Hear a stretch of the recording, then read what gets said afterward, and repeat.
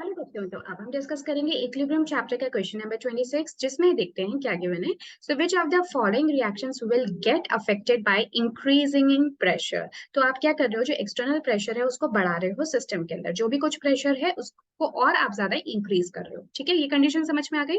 Now also mention whether the change will cause the reaction to go into forward और backward direction. ठीक है, पहले तो आपको ये बताना है कि इनमें से कौन सी रिएक्शन है, कुछ यहाँ पे रिएक्शंस गिवन है, उनमें से कौन सी रिएक्शन जो है वो प्रेशर को इंक्रीज करने के साथ में अफेक्ट हो जाएंगी, यानी उनमें कुछ बदलाव आएगा। और अगर ये पता चल जाता है तो जो आपकी रिएक्शन है वो फॉरवर्ड डायरेक्शन में मूव करेगी कि बैकवर्ड डायरेक्शन में मूव करेगी, ये बात आपको बतानी है।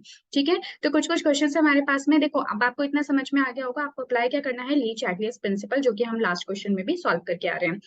तो ली चैटलियस प्रिंसिपल में होता क्या है, प्रेशर के टर्म्स में मैं आपको सिंपली बता देती हूँ। तो उसमें ये होता है कि आपका जो सिस्टम है, लेट्स से कि ये मेरे पास में कोई एक रिएक्शन है, इस रिएक्शन में कुछ मोल्स तो होंगे ए के और कुछ मोल्स होंगे, लेट्स से एम बोल देती हूँ मैं, बी के। तो बेसिकली अगर मान लेते हैं कि जो प्रेशर है, वो प्रेशर जो है वो आप कैसे डिसाइड करोगे, based on the number of moles of reactants and products. तो जिस भी साइड में जो नंबर ऑफ मोल्स हैं वो ज्यादा होंगे, हम कहेंगे कि जो प्रेशर है सिस्टम का वो भी उधर ज्यादा है। अब ऐसे में अगर हम बाहर से, यानी कि जो एक्सटर्नल प्रेशर है सिस्टम के अंदर बढ़ा देते हैं, तो according to Le Chatelier principle होगा क्या, रिएक्शन आपकी उस तरफ मूव करेगी जहां पे कि प्रेशर डिक्रीज हो रहा हो। ठीक है, यानी कि उस तरफ मूव करेगी जहां पे कि नंबर ऑफ मोल्स पहले से कम होंगे, किसके, ये बात ध्यान रखना, प्रेशर की बात हमेशा ही गैसियस स्पीशीज के लिए होती है।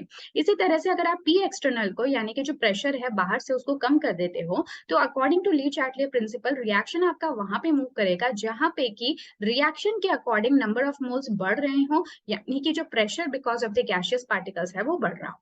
ठीक है, बस इतना सा कॉन्सेप्ट आपको समझना था इस क्वेश्चन को सॉल्व करने के लिए। अब हम क्या करते हैं, एक एक करके रिएक्शन लेते जाते हैं और डिसाइड करते हैं कि किस केस में सबसे पहली बात तो फर्स्ट क्वेश्चन, कौन सा जो प्रेशर इंक्रीज करने से रिएक्शन अफेक्ट होगी, और दूसरी बात कौन से डायरेक्शन में जाएगी। तो सबसे पहले अगर आप इस रिएक्शन को देखो, तो सबसे पहले तो आप ये ध्यान दो कि यहाँ पे तीनों ही गैसियस स्पीशीज हैं।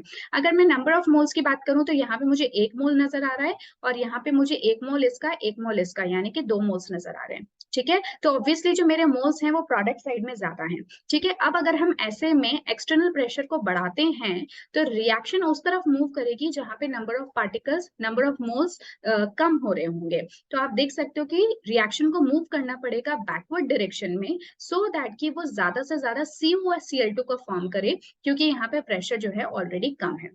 यानी कि जो हमारा रिएक्शन है वो आपका बैकवर्ड डायरेक्शन में मूव करेगा, और जो प्रोडक्ट का कॉन्सेंट्रेशन है वो तो, प्रोडक्ट के जो मोल्स हैं वो तो कम हो जाएंगे, और रिएक्टेंट के मोल्स जो है वो बढ़ने लगेंगे। Is that clear. अब उसके बाद में हम मूव करते हैं जो हमारे और एग्जाम्पल्स हैं। अब मैं इसको थोड़ा सा फास्ट ले लेती हूँ। तो अगर हम सेकंड एग्जाम्पल में बात करें, तो हम क्या देख रहे हैं कि जो नंबर ऑफ मोल्स है यहाँ पे 1 और 2, ठीक है, ये दोनों गैसियस स्पीशीज हैं, तो 1 + 2 कितने हो गए, 3 मोल्स हो गए। और यहाँ पे कितने हैं, 1 और 2, यानी कि यहाँ पे भी 3 मोल्स हैं। तो दोनों तरफ जो नंबर ऑफ मोल्स हैं रिएक्टेंट के is equal to number of moles of product. तो इवन अगर आप प्रेशर को इंक्रीज करते हो, तो जो रिएक्शन है वो आपकी इक्विलिब्रियम में ही रहेगी, कोई फर्क नहीं आएगा। प्रेशर को इंक्रीज भी कर दोगे तो भी जो आपका रिएक्शन है, ना तो वो बैकवर्ड डायरेक्शन में प्रेफर फॉरवर्ड डायरेक्शन में मूव करेगा, ना ही बैकवर्ड डायरेक्शन में, जैसा चल रहा है वैसा चलता रहेगा, इक्विलिब्रियम पे रहेगा।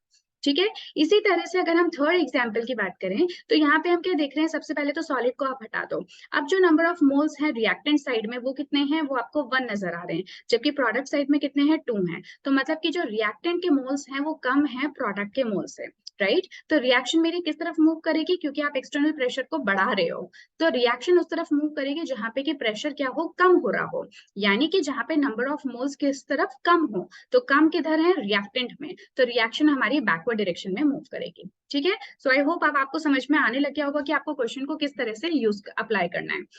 इसी तरह से अगर हम फोर्थ पार्ट की बात करें, तो सभी मेरी जो गैस स्पीशीज हैं वो गैशियस हैं। जो मोल्स हैं वो यहाँ पे 2 + 1, यानी कि 3 मोल्स आपके रिएक्टेंट साइड में और 1 मोल प्रोडक्ट साइड में है।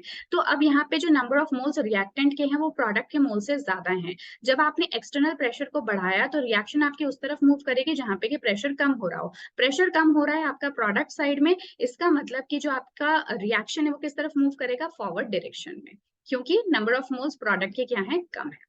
ठीक है। इसी तरह से अगर फिफ्थ क्वेश्चन की बात करें तो सॉलिड्स को तो पहले ही आप हटा दो। अब जो मेरा रिएक्टेंट है वहां, अब सॉरी प्रोडक्ट है, वहां पे मुझे गैसियस स्पीशीज मिल रही है, तो ऑब्वियसली जो नंबर ऑफ मोल्स रिएक्टेंट के हैं वो कम है number of moles of product.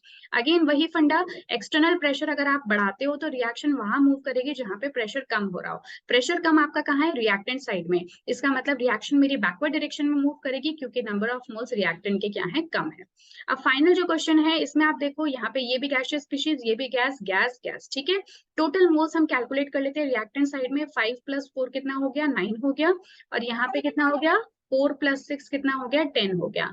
यानी कि जो रिएक्टेंट के मोल्स हैं वो प्रोडक्ट के मोल से कम है, तो रिएक्शन बताओ कहाँ पे मूव करेगी, प्रेशर आपने एक्सटर्नल बढ़ाया तो जो आपके मोल्स हैं वो रिएक्टेंट साइड में कम है, इसका मतलब रिएक्शन आपके बैकवर्ड डायरेक्शन में मूव करेगी। ओके, सो आई होप ये जो है आपको क्लियर है। This is very important, Le Chatelier principle और एग्जामिनर्स का one of the favourite question.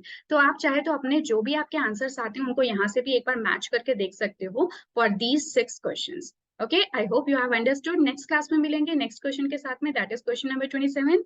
Till then take care and good bye.